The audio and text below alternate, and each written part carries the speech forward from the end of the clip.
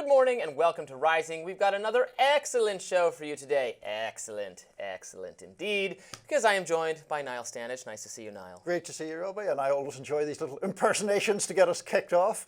Lots to talk about, as always, in this excellent show. So tell us what's on your radar. Well, let's get to it.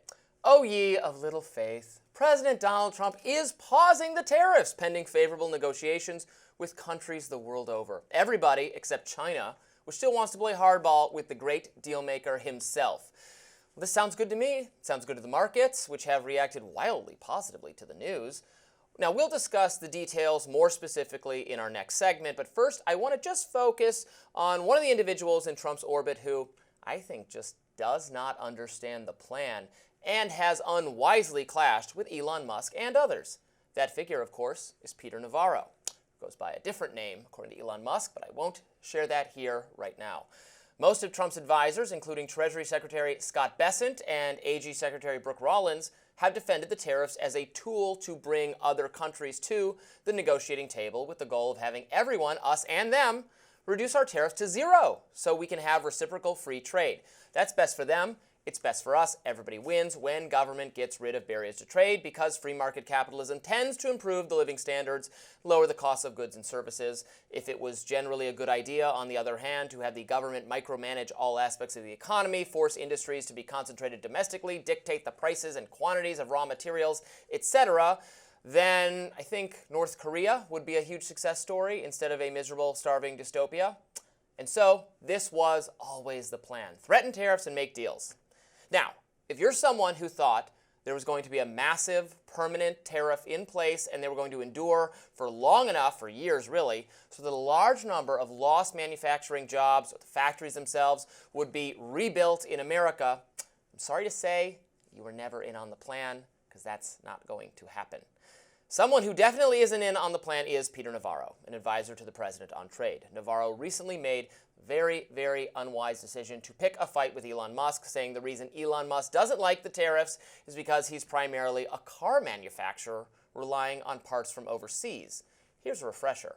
When it comes to tariffs and trade, we all understand in the White House, and the American people understand, that Elon's a car manufacturer. But he's not a car manufacturer. He's a car assembler in many cases. If you go to his Texas plant, a good part of the engines that he gets, which in the EV case is the batteries, come from Japan and come from China. The electronics come from Taiwan. The tires come.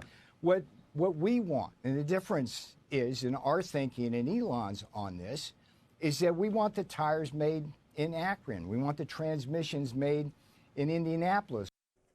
Elon did not respond kindly to that misleading claim and in fact pointed out that his cars, the Tesla, are more American-made than virtually any other car on the market. In fact, he said Navarro is a moron, dumber than a sack of bricks, and even called him a word I'm not going to say on television, although you can see it right there.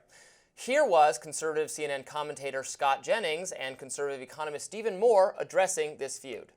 I didn't like that he was denigrating what is actually a really good American manufacturing success story. Exactly. The original insult was that Teslas are made of all these foreign components. In fact, Teslas are the most American-made car. We have the chart, Yeah. I mean, to prove your point. I mean, yes. they rank basically at the top on all these different metrics for domestic manufacturing, but Elon is still concerned about the tariffs. So the administration is always talking about, hey, we got to make more stuff here. Let's make things in America. Let's have American-made cars. Well, Elon is actually doing it, and then your guy goes out, Navarro, and craps all over him and lies about the fact that he's actually making cars in America. And so he's making EVs, and all the liberals. if I were starting a business, I'm calling Elon. But That's all I'm saying. But what does it say? I'm also with Scott Jennings and Elon on this one and most things. The truth of the matter is that Peter Navarro is actually a very strange character if you look into his background. In fact, he was actually a member of the Democratic Party until very recently. He previously identified himself as a liberal economist and a supporter of Hillary Clinton. In the 1990s, he ran for office in California 5 times. He ran for mayor of San Diego. He ran as a Democrat. Now look, being a former Democrat isn't automatically disqualifying, of course. Trump has included former Democrats like RFK Jr. and Tulsi Gabbard in his cabinet. Trump is himself a former Democrat. What matters is the views of those individuals and whether they overlap with the Trump administration in the areas that they are working on, whether they have moved toward conservatism. I would argue that RFK Jr. and even more clearly Tulsi are trending in that direction. Navarro, on the other hand, is still beholden to the exact same policy ideas he had when he sought office to be the mayor of San Diego. In fact, his platform as a candidate was really pernicious. He ran on a no-growth platform of consciously and deliberately undoing economic growth, economic dynamism. He effectively didn't want trade at all. Now, this isn't about raising up the working class or protecting important sectors of the economy. Frankly, it's a platform that's well to the left of like the most left-leaning senators in the Democratic Party. So, by which I mean it's total nonsense, and everybody knows it, especially Elon Musk. It's a very strange character, this Peter Navarro, if you look at him closely. And you know, conservatives are used to maybe now just defending everyone that Trump has advising him. But, you know, I've long said that not everybody advising Trump has, they have, you know, a variety of agendas. Peter Navarro has a very strange agenda. I would actually call it left and then some, even into degrowth, which is what I consider to be a very pernicious ideology. I think he just fundamentally doesn't understand trade and markets, and I think he's made a big mistake picking a fight with Elon Musk, but we'll have to see. So in relation to him not understanding trade and markets, what then does it say that he was so aligned with President Trump, or President Trump was so aligned with him? I mean, we will, as you say, get into the bigger debate about tariffs and what has happened in the next segment. But I think Navarro and Steve Bannon, who's a big ally of his, would probably contend that their views are sort of economic nationalism, right? And that is something that Trump has obviously endorsed himself. It was in fact part of his appeal when he was running for president, the idea that he was going to bring manufacturing jobs back to the heartlands, the so-called Rust Belt, Ohio, Pennsylvania, all the rest of it. And then we see, these tariffs go into effect not even go into effect, be announced for a week and then be pulled back. Now, in relation to Navarro, it is true that he is, I think, by any standards, a strange person. That's not a crime, but it's certainly a fact in his case. And it is true that he, as you say, did run as a Democrat previously. Now, there are positions of Donald Trump's in the past that were also Democratic positions. He expressed fondness for universal health care at one stage, was pro-choice on the abortion topic, etc. And of course, Trump himself had donated to Hillary Clinton and to Kamala Harris as well on one occasion. But to your overarching point, I don't think there's any real doubt that what has happened is ultimately a win for the Elon Musk, even the Scott Bessent kind of wing over the Navarro-Bannon wing in this. And I think that's pretty indisputable. Yeah, I think that's the key part of this. It was just never, the idea that this was going to remain in place long enough, the broad tariffs against everyone, not targeted tariffs for China, which we're going to discuss, in order to actually make it economically feasible to do the kind of vast rebuilding that American compass, working class, our dear friend Batya, the kind of thing she wants to see, her and I agree on some things, we fundamentally disagree on economic issues. That was just not going to be the plan. I think Peter Navarro wishes that was the plan. I can't, read Trump's mind. I don't know exactly what he was thinking. Don't pretend to, but that's not going to be what's going on here. No, because you would have had to hold the tariffs in place for years to even test that theory. And even if you had done, there's no guarantee that it would work. It's just like, okay, this is the thesis. To test it, you have to hold on to those tariffs for a long time, and you have to bear the short-term pain, and President Trump was unwilling to do so. Well, we're going to discuss those in greater detail coming up next. That pause on tariffs for everyone except China. More Rising right after this. Well, as we just discussed, President Trump made a stunning move yesterday, announcing a 90-day pause on his reciprocal tariffs, with the exception of those on China. The move shot markets back up yesterday after the move. The S&P was up 9.5%, the Dow was up 7.9%, and the tech-heavy Nasdaq up 12.2%. Today, however, all three indices dropped at least 2% each in early trading. Now, Trump had announced the tariff pause on Truth Social writing in part, based on the fact that more than 75 countries have called representatives of the United States to negotiate a solution to the subjects being discussed relative to trade, trade barriers, tariffs, currency manipulation, and non-monetary tariffs, and that these countries have not, at my strong suggestion, retaliated in any way, shape, or form against the United States, I have authorized a 90-day pause and a substantially lowered reciprocal tariff during this period of 10%, also effective immediately. Trump slapped China, however, with a total of 125% tariffs. The president said he was doing this based on the supposed lack of respect China has shown to the world's markets. Here is President Trump's team yesterday. It was the president's decision to wait until today. And again, as I've said in the past, no one creates leverage for himself like President Trump. Many of you in the media clearly missed the art of the deal. You clearly failed to see what President Trump is doing here. And here is Senate Minority Leader Chuck Schumer. They keep changing their minds about what they're doing, why they're doing it, how they're doing it, and the only victim is the American public, American consumer, the American citizen, the American business.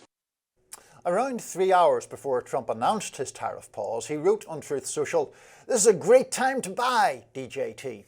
This prompted Democratic lawmakers like Senator Elizabeth Warren to call for an investigation into whether there was any insider trading involved. Reactions abounded on X. National Review's Charles Cook wrote on X, "Now would be a good moment for Congress to take back its absolute power over tariffs." Senator Chris Murphy wrote on Blue Sky, "The tariff policy changes every 10 minutes. What a joke.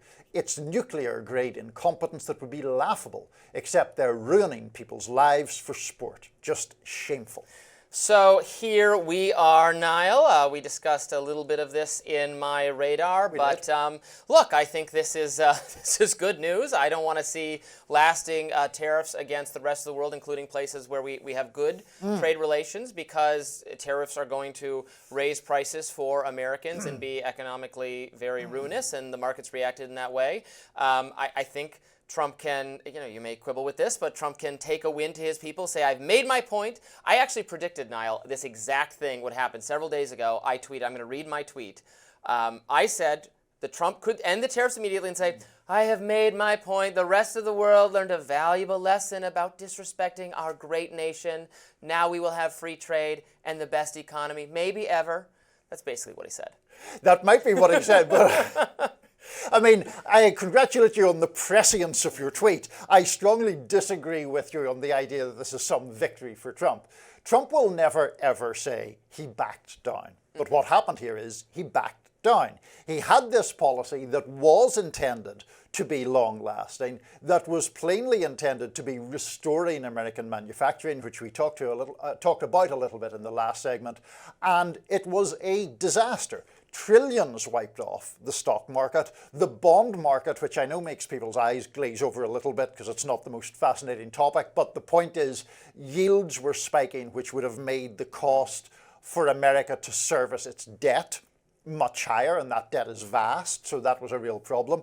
Trump alluded in his remarks to people getting a little yippy and to the bond markets being tricky, and he has just, I mean, yes, I'm glad that the policy has been altered, but how much credit should you get for enacting the wrong policy in the first place and then reversing course? And just one thing, Robbie, before I'm sure you've many things to say about it, but these people like Scott Bessent and Caroline Levitt saying, oh, this is what Trump intended all along, art of the deal. I mean, it's so ludicrous. It's sort of courtier stuff. It's congratulating the mad king on, driving his car into the wall. Oh, terrific driving technique, sir. That's what your subjects love about you. Look, I can't read Trump's mind, as I said. I don't know what his intention was. Yeah. I think I know what the more Elon-leading people in the faction, like Scott Bessent, look, they're in the position of having to, yes, you can't really criticize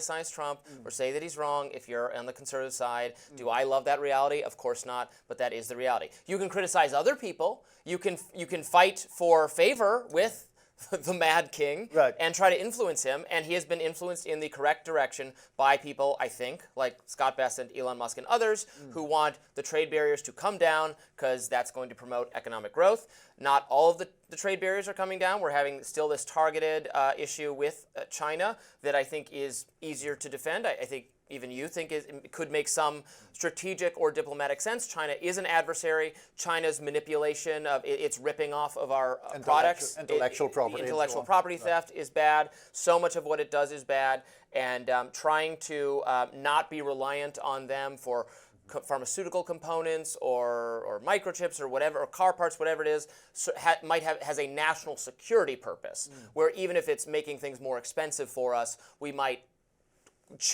be clear-eyed and choose to do that because we can't be reliant on them, because what if it comes to war or conflict? That's a very different situation than saying we're just going to make things more expensive because building things in America makes us feel good or nostalgic or something, which they were not going to. I know Peter Navarro wants them in place long enough for that to happen. I know others do.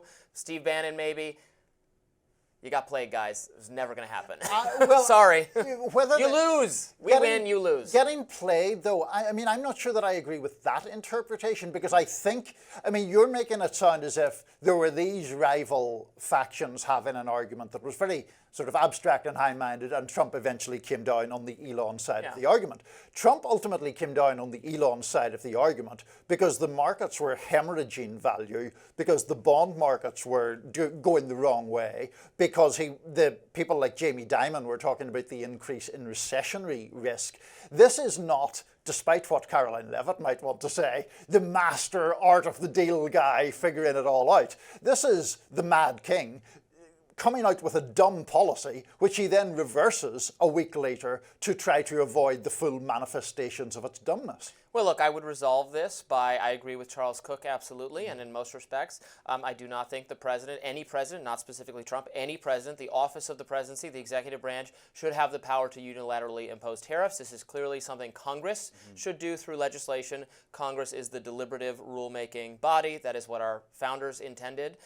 Congress has forfeited all of its authority basically to the president, especially when the Congress and the president are controlled by the same parties. There's just no friction whatsoever. So I agree with actions taken by Rand Paul and others to try to return this power to Congress so that you won't have this happen again in the future. I think much like we haven't talked about this on Rising, but the TikTok ban pause was also a 90-day pause that has just been extended again.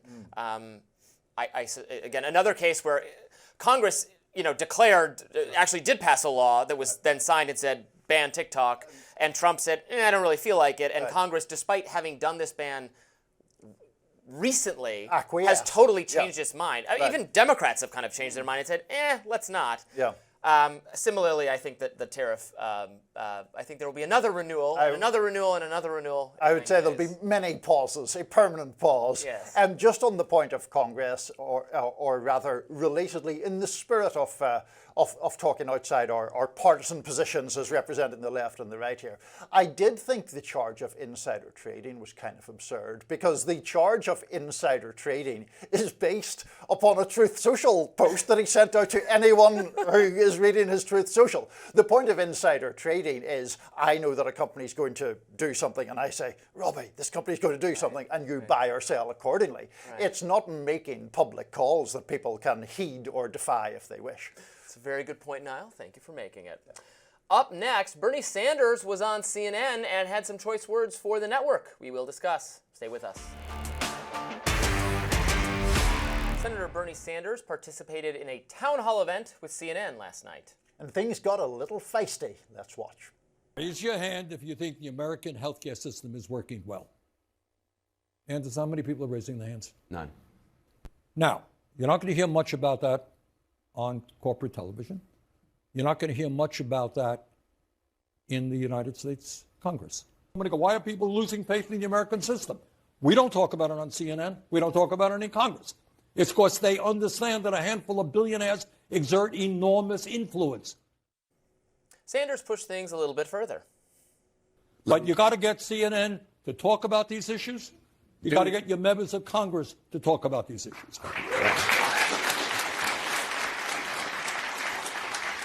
We're literally talking about it right now. Yeah, but I'm forcing you to talk about it, Anderson.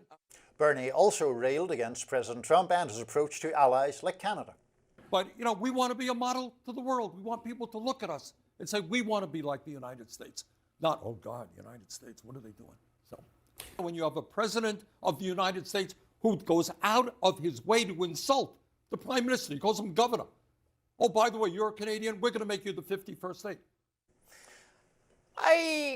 You're going to be true Bernie, Robbie. I don't know. I guess maybe that's what's expected, but I think I would be a little taken aback if I'm being accused of, not platforming Senator Sanders' ideas and talking about healthcare when if I was literally in the act of doing that just now. Yeah. So I don't know that that's, I am the last person on earth to defend CNN. But I don't know that that's an entirely fair charge. You could say that if you consume all of their coverage, that I would probably say it's too tilted toward like just anti-Trump, anti-Trump, anti-Trump, anti-Trump without maybe an in-depth analysis of all times at the issues. But yeah, Bernie wants it to just be discussion of wealth inequality and the healthcare system, and he wants it to be all that and nothing but that. Maybe you can make a credible argument that it's not tilted enough in that direction. I don't know that it's true that those things are never discussed on CNN or on cable news. Do you know what I'm saying? Well, it may not be true that they are never discussed, but I'm much more favorable to Bernie's position than you are, both in terms of the actual policy, but in terms of the media critique. Look, the reason he raised it was that Anderson Cooper was trying to get away onto a different topic, and Bernie, being Bernie, was like, no, let's get back to this stuff. Now, obviously, CNN and MSNBC and Fox and Rising are in the business of getting viewership, getting the biggest audience possible, all of that. But the point, I think, is well made, that oftentimes that takes people down kind of trollish avenues or insubstantive avenues, where it's just like, well, let's ignite outrage about something that is not of particular import. And I do think that Bernie does have a point. I mean, when you look at opinion polls that ask people what are the most important issues facing you and your family, it is often things like healthcare, education, employment, obviously, inflation. And those things don't really get substantively discussed a lot of the time on cable news. Something like the minimum wage, things like access to healthcare, they are very, very marginalized in media coverage relative to the very salient importance they have to people's lives. I think where coverage is most obviously slanted is how much foreign policy coverage there is, particularly on cable news and CNN in particular, compared to how much interest there is among viewers of the American people.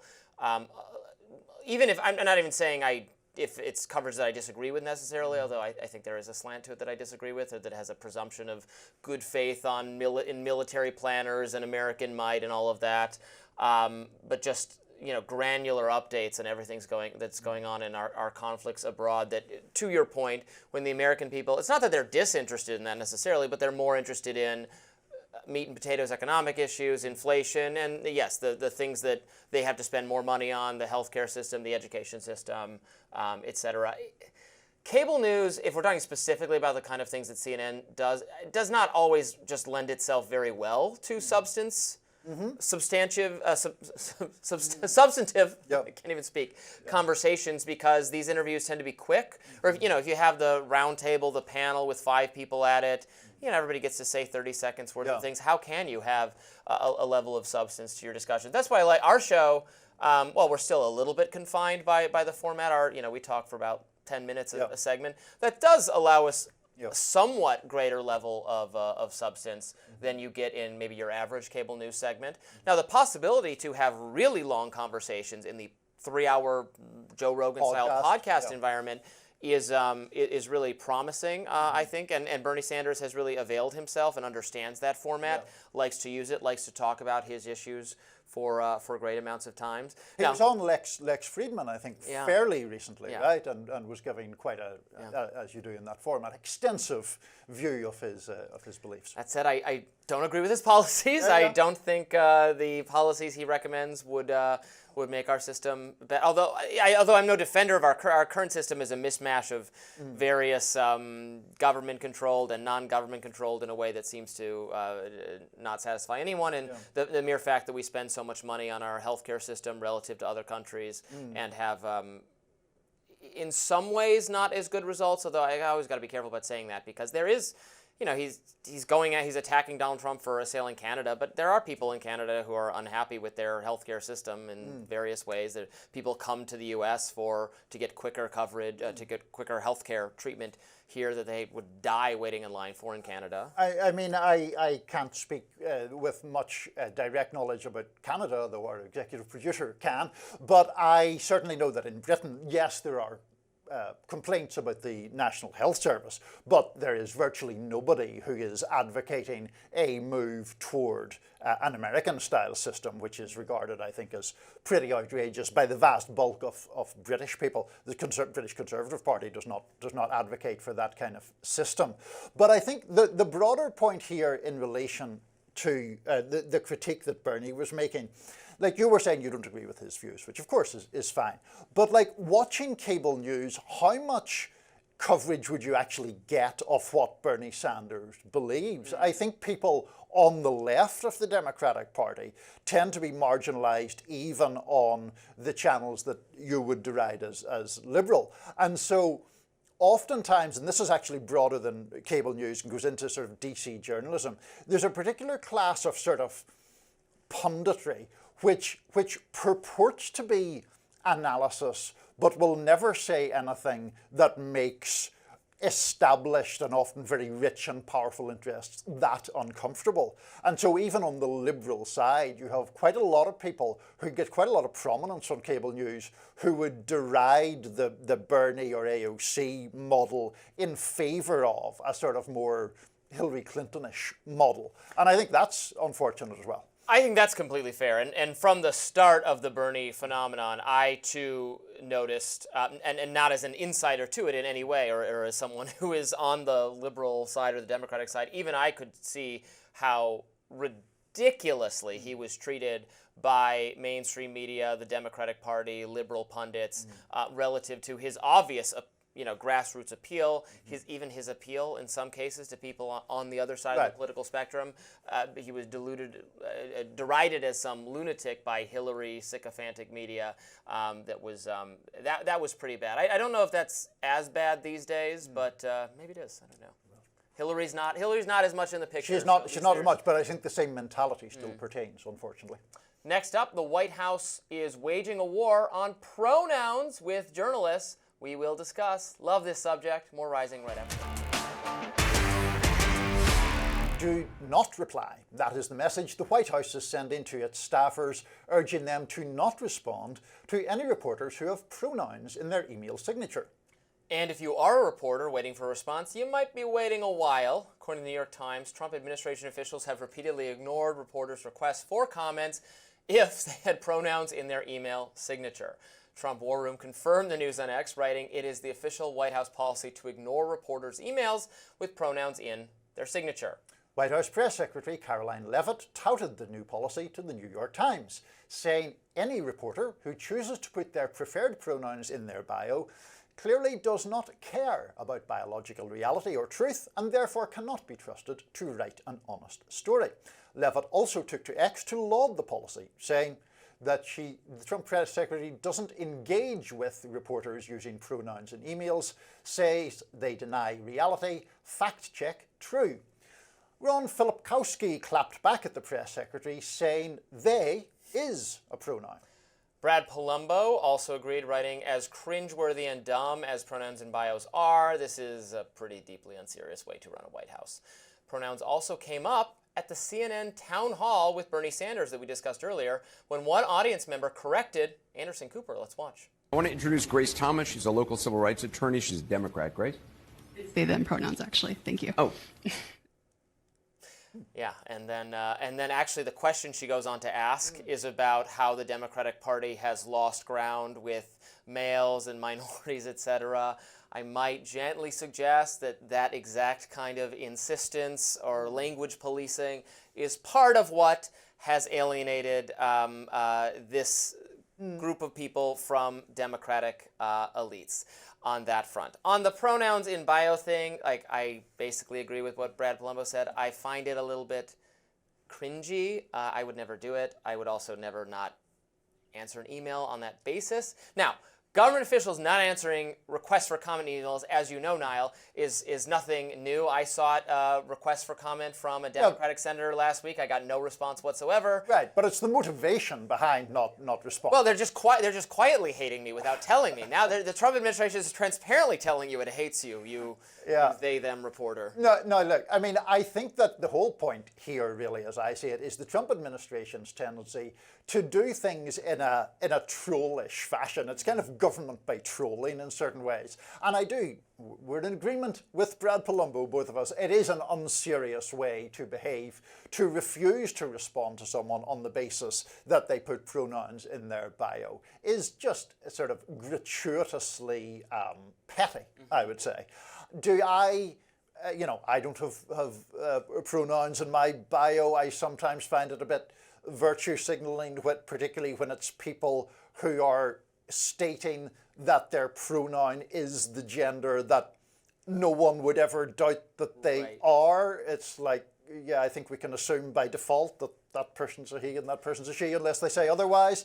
So I don't love the practice, but I have a much stronger objection to the White House taking the view that it's doing, which is and this might be unique to me. I don't know if anyone else on earth feels this way.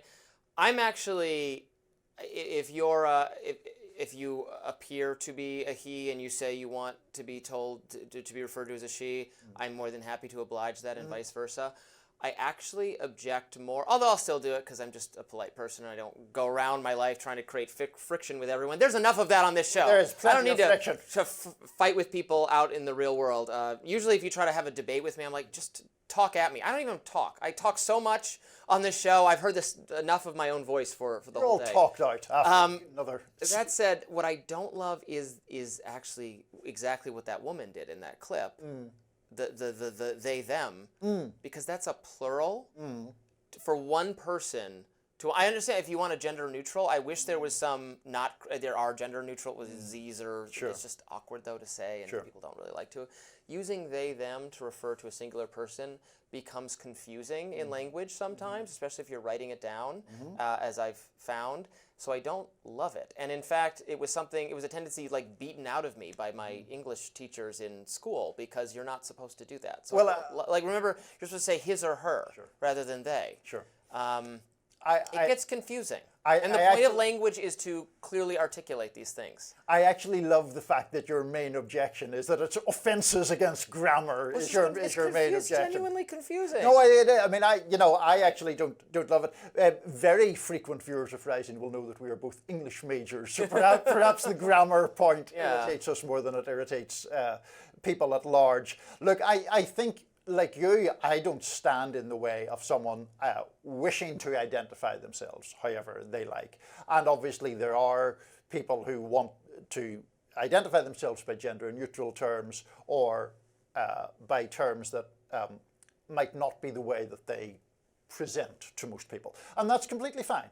Do whatever you like there. Again, this goes back to the White House, and that point of it is people who are public officials having their salaries paid by taxpayers, deciding that they are not going to respond to an inquiry because someone has a pronoun in their email signature. I think that is dumb. I think it is actually pretty offensive. And I also think it is a broader tendency or propensity on this White House's part to just sort of rile up the media in a kind of gratuitous way to appeal to their base. They do like doing that, and it's a popular strategy for them, and it makes their base very happy, and it is likely to continue for the foreseeable future, but I've been ignored by people I've sought comment from on many occasions. University PR departments, as I used to really do full-time just reporting on campus politics. They were the worst people, and it's just so funny because these departments would have entire giant, not only communications departments for a PR standpoint, but like communications, they're teaching communications, and it's just so many officials. You go through the webpage, so many people whose job ostensibly is to do PR on behalf of the university, just like we get back to days and days and days later. And what was your question? They probably knew you were after them from a libertarian perspective. No, I was sometimes hold their feet to the fire. Sometimes I would use a slight disguise, actually. You should have a physical one. You should have perhaps a fake mustache. Oh, you should see my. I did a college student disguise once when I was doing undercover reporting on the left-wing activism on college campuses. I dressed myself up as a college student. It was free Palestine badges and so forth. No, I didn't go that far at all. It was just me wearing a T-shirt that said Michigan on it. I think you need to commit to the bit a little stronger. I did not. Up next, activist Robbie Starbuck, another Robbie out there pressuring other companies to roll back their DEI initiatives. We'll talk to him. Stay tuned. Corona and Modelo Especial's parent company, Constellation Brands, has apparently caved to conservative pressure. The company ditched its diversity, equity, and inclusion DEI programs after activist Robbie Starbuck says he exposed it. Starbuck said he confronted Constellation over dismantling the so-called woke initiatives. After Starbucks' efforts, Constellation is set to end participation in surveys for LGBTQ advocacy group, the Human Rights Campaign, and end lobbying efforts that are not core to its business. This is the latest in President Trump's goal to root out DEI from American companies and institutions. Joining us now to discuss is Robbie Starbuck, the other anti-DEI Robbie, who says he's behind the elimination of DEI in dozens of companies. Currently, he's a filmmaker and visiting fellow at the Heritage Foundation. Welcome to Rising. Thanks for having me. I appreciate it. What is the nature, the characteristics of these DEI programs? Because sometimes that can be a vague description. What precisely are these companies doing that you think is worth conservatives objecting to? Well, I think they're best described as a Trojan horse for left-wing policy because it is different with each company, but the one consistent theme is that it's being used as a vessel to advance left-wing policy, right? And so DEI can take on many forms. And what's sort of sick about it is, you know, there's these little things we can all agree on, right? That they then use as cover for protecting DEI and all the crazy stuff inside of it. For instance, like if there's a program that helps youth who are disabled, they'll say, well, if you get rid of DEI, you're getting rid of this. But the reality of it is things that we can all agree were good existed before DEI and are now being used as cover, as a shield, if you will, to protect the crazy stuff within DEI. So what they've done, you know, essentially at a company like Constellation is you had them adopting the terminology of the far left, you know, things like calling us Latinx. You know, as a Latino myself, it's just ludicrous. You know, I don't know another Latino, I'm literally not even one who uses that term, okay? And in polling, even from far left pollsters, they admit that well over 90% of Latinos do not use that term. So when you adopt that type of thing, it shows that you're adherent to the ideology that it came from, right? And that's the very extreme far left. And then you've got them working with organizations like the HRC, right? And that's been across the board in most of the Fortune 500. And the HRC itself has worked to advance left-wing policy consistently. And not only that, in this last election, they could not have been more partisan. They attacked President Trump on almost every platform every day. They attacked Republicans, again, almost every day. Any conservative out there, they went after them. And so it made it very clear, if you're aligning yourself with this organization, you're aligning yourself with the very far left, not just in policy, but in the rhetoric that they're spinning out each day.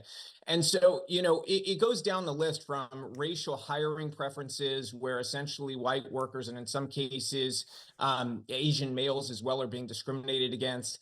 And you've got the diversity supplier programs where you're seeing preferential treatment for diverse suppliers, but not everybody, right? And so our inherent argument is that we should get back to what makes America great, which is merit, treating everybody equally and looking for the best of the best, no matter what their race is, what their background is. Do you think that America has historically treated everybody equally?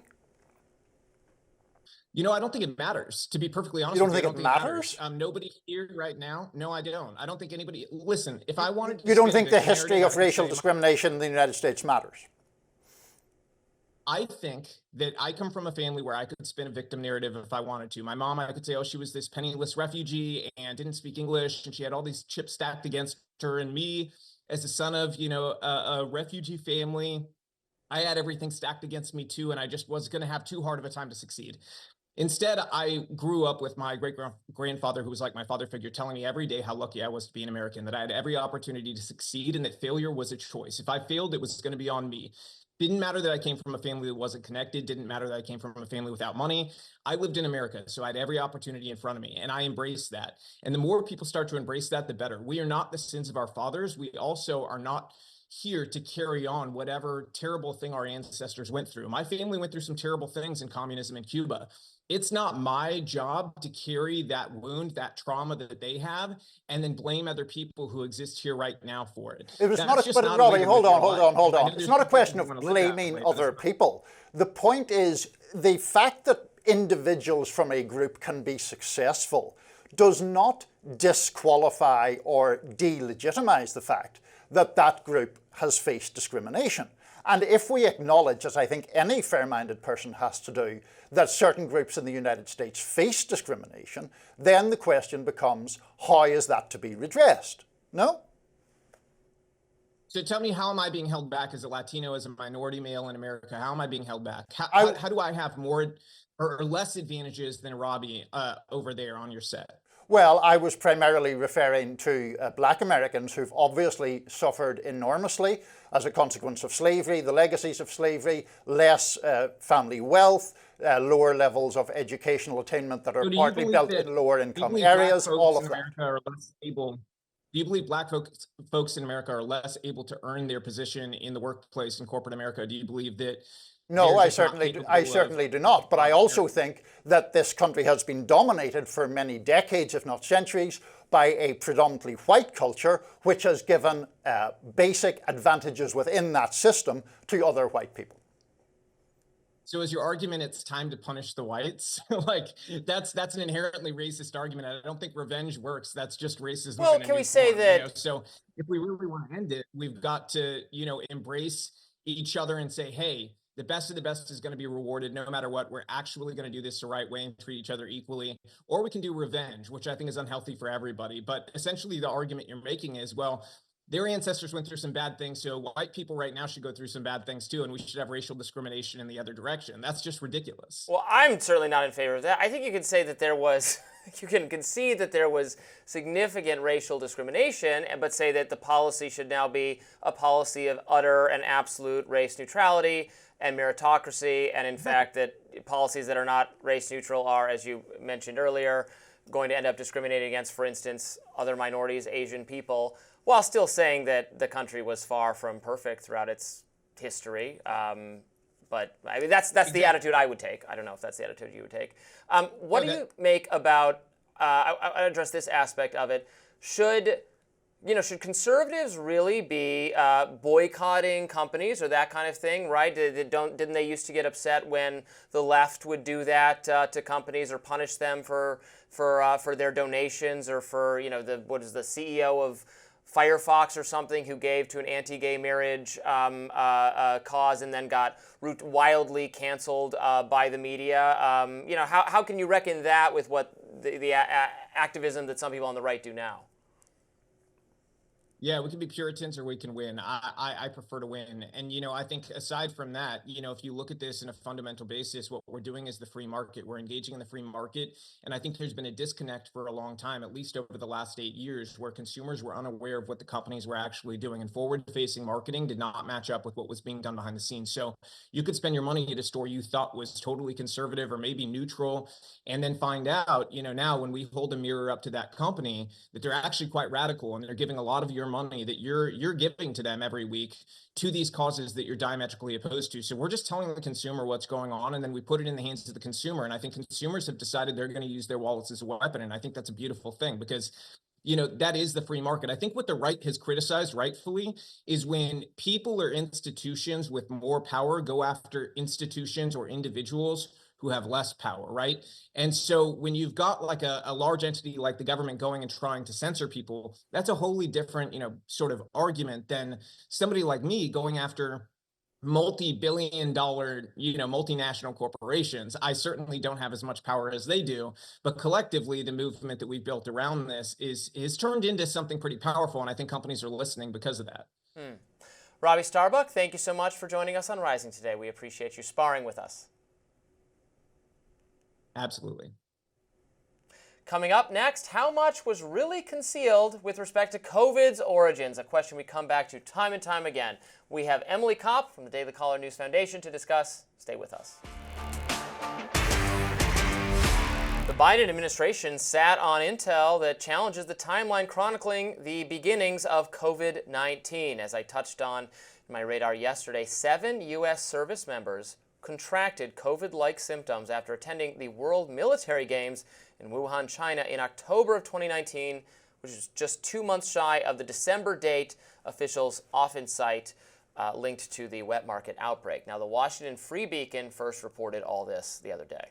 According to the COVID Origin Act of 2023, the Director of National Intelligence is required to declassify any information linking the Wuhan Institute of Virology to the origin of COVID. But the Biden administration seems to have overlooked this, withholding information that the virus was likely spreading in Wuhan for months before China disclosed it. Joining us now is Emily Kopp, an investigative reporter with the Daily Caller News Foundation. Emily has been covering COVID-19 related news since the beginning of the pandemic. So welcome, Emily. Nice to see you again. Good morning. Good to see you. So just kick us off with a summary of what's going on there. We've tried to capture it in the introduction, but just recap what you are reporting here. Sure. I mean, it seems incredible that in April 2025, we are still learning about intelligence buried by our own government 2 years after Congress unanimously passed a law to declassify it.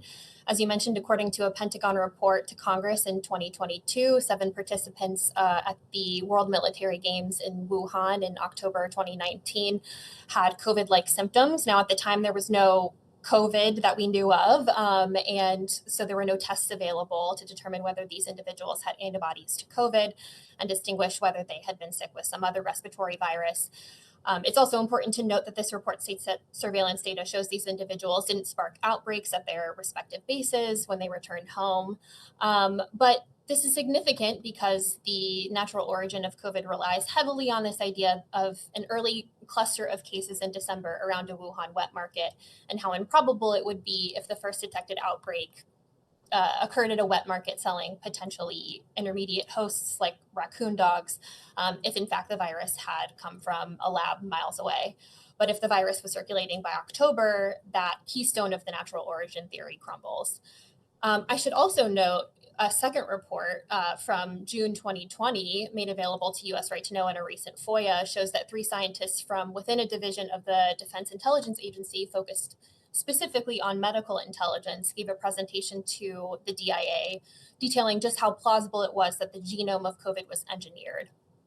So we finally gotten an opportunity to look at this presentation ourselves, and its findings are pretty explosive. It argues that the fear and cleavage site of the virus, which is sort of what rocketed this bat coronavirus into a pandemic, looks to be inserted into a novel bat coronavirus backbone, and that it could have been assembled using this particular technique called Golden Gate assembly, and these tools that virologists use in the lab called type 2 restriction enzymes. And this is notable too because a separate group of scientists found publicly in 2023, so around 3 years after this very pattern of type 2 restriction enzymes in the COVID virus, and they determined that it was artificial. But they were denigrated at the time by some of Anthony Fauci's favorite virologists as having conducted an analysis that wouldn't pass kindergarten molecular biology. Now, I don't know about you guys, but I didn't take molecular biology in kindergarten. Now we're finding many years later that our own intelligence community had, made these very same findings. I will also note that I obtained a FOIA that showed that in the documents shared between the Wuhan Institute of Virology and its American collaborators, there was an invoice for one of these very same restriction enzymes that had caught the attention of the U.S. intelligence community back in 2020.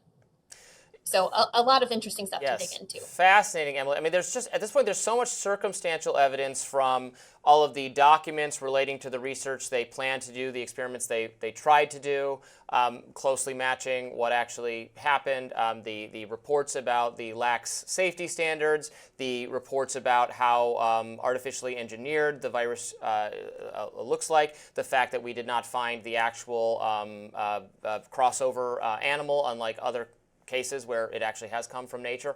All of that would, I think, just so lead you decisively to conclude that it was a lab leak. The key piece of evidence against that, which I think even supporters of the lab leak theory like you and myself have to contend with, is that it is then thus, according with that, awful suspicious, however, that a wet market where you had the kinds of animals that you would expect to see if it was animal spillover is the initial place for the outbreak. That is the key. That is a remarkable coincidence. It's a remarkable coincidence either way, because if it was actually a natural thing, then you have to deal with but there was also a laboratory slightly just nearby where they were doing exactly this kind of experiment. So there's some divine irony to this either way. But the key piece of evidence for the wet market being that's the place of the initial outbreak. But that collapses if you can actually demonstrate that there was an outbreak before that, which is why that is such a key piece of intelligence, not just the military service members at the Wuhan Games, but also the potential for 6 scientists at the Wuhan lab that the Wall Street Journal has reported on and others. This is intelligence that the America's representatives have indicated the government must release to the American people. So how can it be the case that we're still waiting years to get information that they were explicitly told they have to give us? Yeah, what's strange and frustrating about this is that the circumstantial evidence has come out over the course of 5 years. And it seems that the findings both about the Wuhan military games and the DIA presentation about the virus appearing to be engineered appears to have been downplayed within the intelligence community, including by higher ups at the DIA and within the Office of the Director of National Intelligence. And when Biden's DNI, Avril Haines, briefed Biden on the origins question in 2021, this information was not included in that briefing. I can only speculate about why that is, but I haven't seen a lot of classified information, but I have seen what's not classified. And there are many people within the U.S. government at, say, the NIH Office of Science Policy and within certain bureaus of the State Department who argued for a really long time before 2019 that the way to secure global biosecurity is to do more gain-of-function research, to find more novel viruses out in nature, and to do that work even with adversarial nations like China. And what I've seen in their communications is an immense reluctance to consider that they may have been catastrophically wrong. Now, is this, evidence about the Wuhan military games, is that hard evidence that people were sick with COVID in the fall of 2019? No, it's not. And the Pentagon report states explicitly that any possible connection between those illnesses and COVID has never been investigated. I do think it's notable, and it connects to the wet market theory, to note that Peter Navarro, the scientist who led the shambolic and deeply politically compromised WHO investigation into the origins of COVID, has said that as part of anti-doping protocol at the time of the military games, they did, test athletes for doping, and that serology could be used to determine whether any athletes had antibodies to COVID, suggesting it was circulating earlier than the wet market outbreak. But that investigation, the boundaries of it were entirely decided by the CCP, and any politically compromising or even potentially politically compromising data was not going to end up in their final report. And that connects to the wet market outbreak too, because the wet market outbreak, it's advanced most prominently by Western virologists, but the Western virologists are using early case data provided by the CCP in that WHO report that we know, because Navarro, the scientist who led it, says it himself, was deeply politically compromised. They wouldn't even allow for consideration of the lab leak theory unless they said it was extremely unlikely. So we have, Yeah. As you said, it is sort of divinely ironic that the first outbreak was detected at a wet market, but it should be noted that that's because, or it should be noted that that understanding is based on potentially politically compromised data. We're going to have to let you go in a second, but I wanted just to dig a little bit deeper into that report. Is that the final word on this report? Because when they say these military service members had COVID-like symptoms, it is true. That could be any, they were cough, they were sick, they had fever, that they could just have gotten the flu. It would not be uncommon for people on international travel interacting with different people to a number of them to get sick. I feel like I get a bad cold every time I travel anywhere. But if those symptoms were, for instance, loss of taste and smell, then that would be very indicative of actual COVID symptoms. So I wonder if there's any possible way we could get more detail, or the government could have more information about what precisely they mean when they say COVID-like symptoms. Just a cough, yeah, that could be anything. Loss of taste and smell would be very indicative. Absolutely. I mean, this is a source of frustration for me with regard to the intelligence about the scientists at the Wuhan Institute of Virology who got sick. They got sick with COVID-like symptoms. Okay, were they uniquely COVID-like? Were they loss of taste and smell?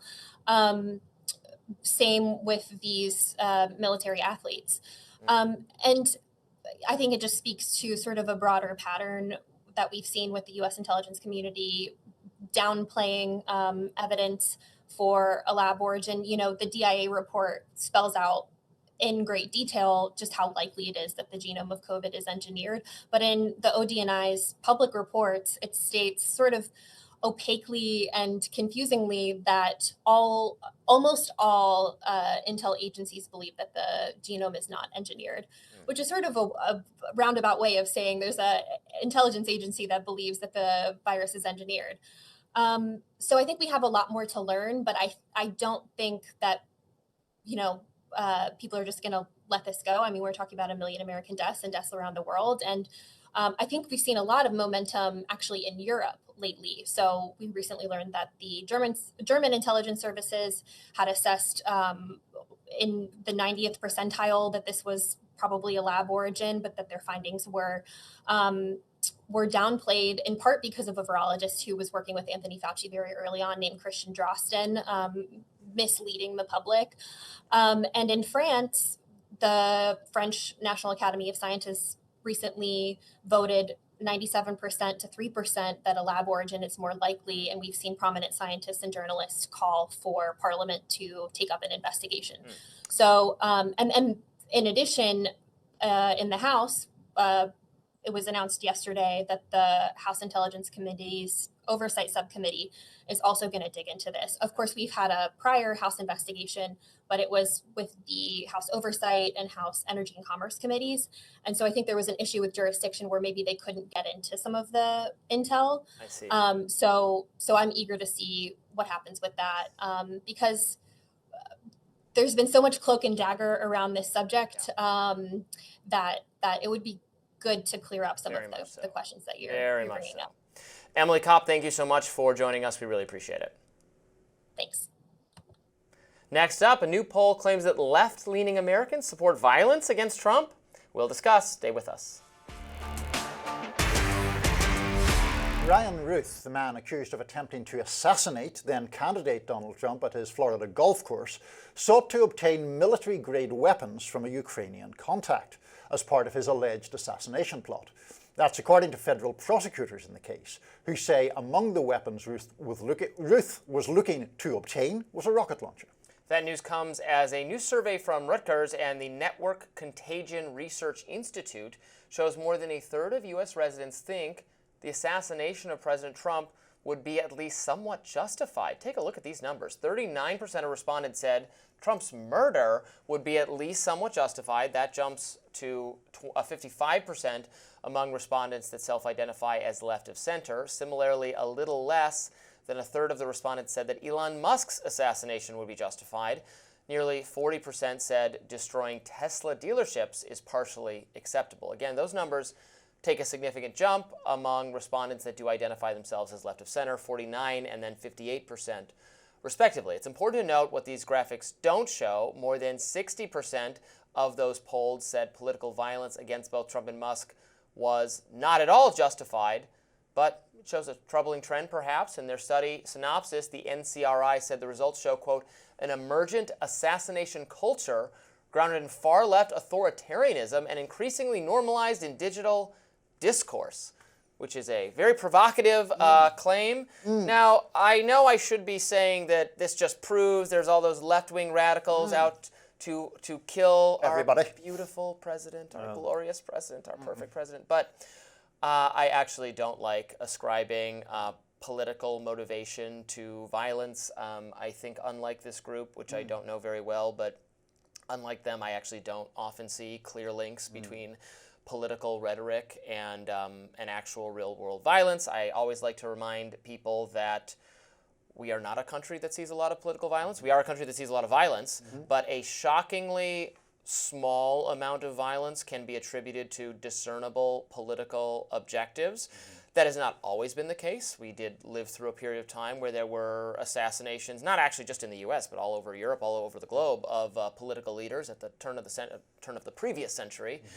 And we've had presidents be assassinated, but there is not a lot of political violence. And then even violence that is sometimes sounds maybe quasi-political is crazy people. Crazy people will latch on to whatever the rhetoric is out there, but it doesn't necessarily mean that they were influenced or radicalized by the rhetoric. They're just saying, they say crazy things about, if you hear crazy people on the street, they'll be muttering obscenities about Jews and blacks and gays and women, and then if they stab someone, but it's not actually politically motivated. It's not because Bernie Sanders said something or because Donald Trump said something. That's just how crazy people behave. Do you see what I mean? No, I do think that's largely a fair point. We started off this segment talking about Ryan Ruth, whose political views are actually not all that clear. Obviously they're not clear, and they're a little discernible than usual, if anything. But they're not clear. They're not clear. He claims to have voted for Trump in 2016, then to have grown disappointed with him. Betrayed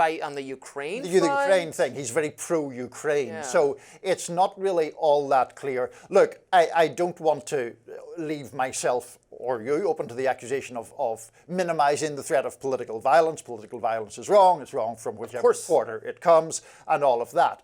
Now, one of the things that to your point, that I found kind of curious about this study is, separate from the issue of political violence, I think, we would do our audience a service by advising them to look pretty carefully at polls and the way they're constructed, regardless of where they come from. Because often pollsters ask leading questions. And in this particular case, it's a strangely constructed poll. What they ask people is, on a 1 to 7 scale, how justified would it be to kill these people? And it's like, how do you arrive at a 3? If you say, is it justified to kill politician X? 1 to 7. Either it's justified or it's not. And then they take everyone who goes, so 1 I think is not at all justified, and then they add up all the other figures and say, well, people are open to the killing of these people. I guess they are, but it reminds me a little bit of magicians who can often do card tricks and try to sort of bias you towards which card you choose by the way they offer the options. So I'm kind of skeptical in that respect. I see. And you can always get, in poll results, you always get some level of is Barack Obama a cactus? Right. And you don't get 0%, you get 22%. I totally made this up, by the way. No, I know. You know what I mean? Oh, yeah, I There's just people who didn't understand it, or, And I also love in the crosstabs where you have 3% of hardline Democrats are big Donald Trump fans or whatever. All the contradictions emerge those sort of weird ways.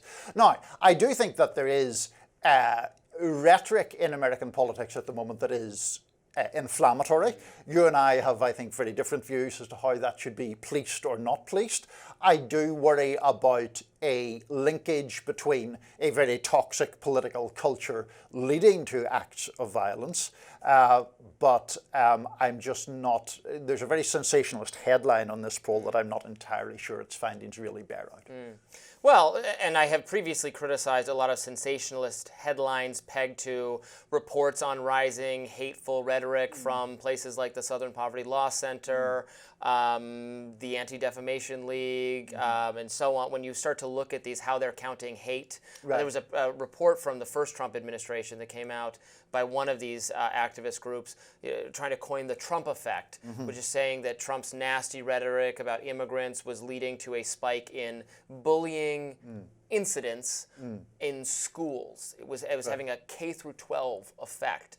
I'm like, okay, and I look at this, and this was based on members of this organization, supporters of this organization, writing in to say, oh, my kid got bullied by some MAGA hat wearing kid. Like, okay, well, this is utterly unscientific. This has no scientific basis whatsoever. Yeah. And then, you know, and hate crimes are another very confusing category because depending on which database you're relying on, police departments are not obligated to share this information. So sometimes they were not sharing it in a previous cycle and then they decided to start sharing this information. So it looks like there's a massive spike when it's really like they're actually just, you know, you're paying more attention to a problem and making it look like the problem's getting worse when actually you're just tabulating it better than you used to. Yeah. So that's a big issue too. Well, I mean, not to take us completely off topic, but I mean, I would make that argument in relation to autism and the to my mind, fictitious link that is often made by RFK Jr. type people between vaccines and autism. I think, you know, when something is more diagnosed, the numbers rise and then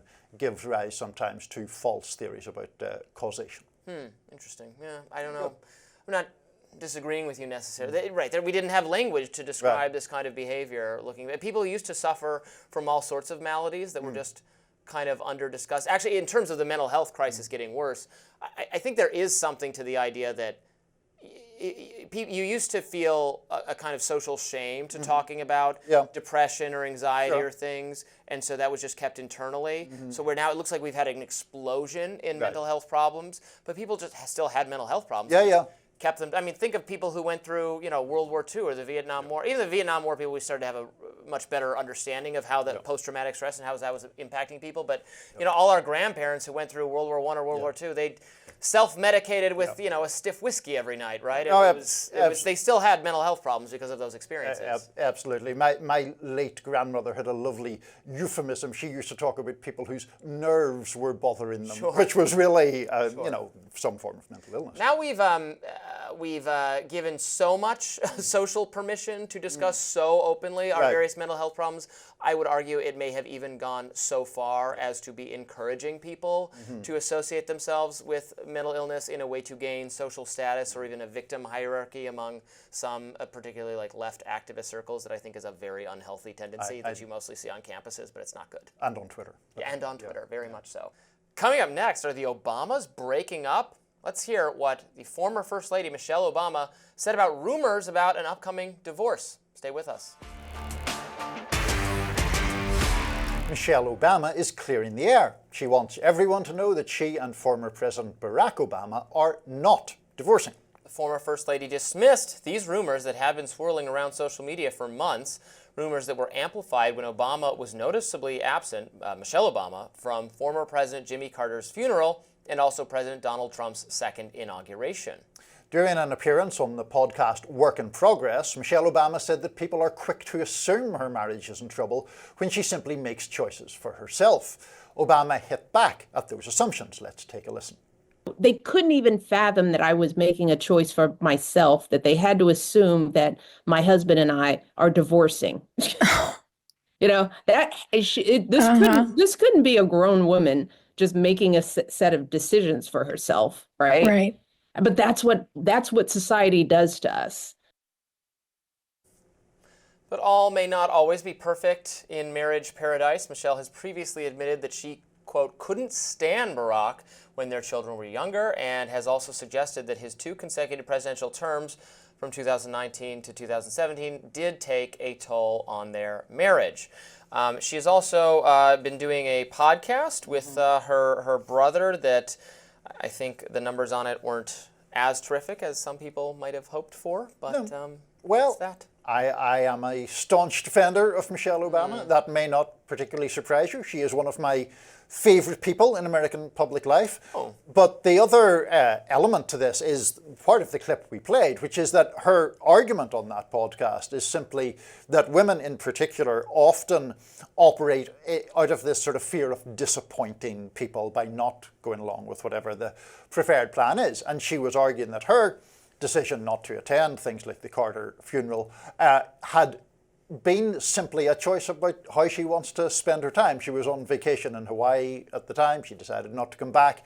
But this then becomes this whole social media furnace burning up and throwing up rumors of marital strife between herself and Barack Obama.